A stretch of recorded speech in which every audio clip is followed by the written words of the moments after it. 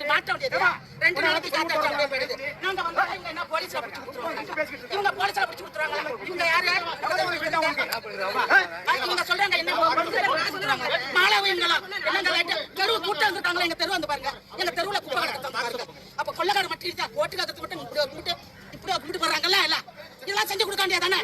அப்ப கேட்க போனா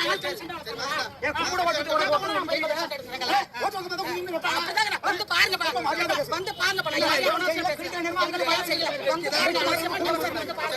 கோரிக்கையில கேட்டாங்க எங்க கோரிக்கையை நாங்க சொல்றோம் வந்து பாருங்க சார் குப்பை எப்படி கிடக்கு எங்க லைட் இருக்கானே வந்து பாருங்க லைட் மரம் இருக்கு லைட் எரியல குளம் இருக்கு தண்ணி வரல எத்தனை காலத்துக்கு நாங்க காசு போட்டு தண்ணி குடிக்கிறது ஒரு குடும்பத்துக்கு 10 பேர் இருந்தா கூட 50 ரூபாய்க்கு தண்ணி வாங்குறோம் ஒரு நாளைக்கு தண்ணி வரலனாக்கா நாங்க அன்னைக்கு உழவைக்கார உட்காந்துட்டு இருக்கோம். அவருக்கு போன் அடிச்சு 12 மணி இருந்தாலும் தண்ணி கொண்டு கொடுக்குறாரு.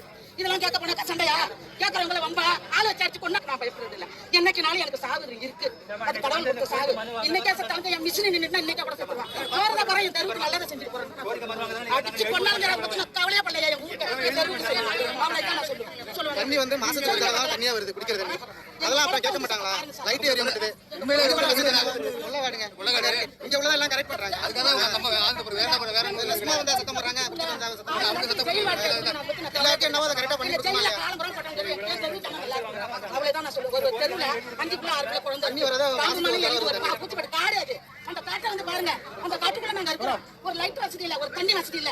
அப்ப எதுக்கு தான் இருக்கிறாங்க இவங்க எல்லாம் சொல்ல போனா போலீஸ்ல சொல்லுவாங்க. என்ன எதுக்கு போலீஸ்ல சொல்லுவாங்க சார் 10 தடவை கொடுத்துறோம் சார் இதுக்கு நடக்க வேலைங்க சார் நாங்க கொடுக்கறத கொண்டு போய் டஸ்ட்பின்ல போட்டுறோம் சார் டஸ்ட்பின்ல போட்டுறாங்க.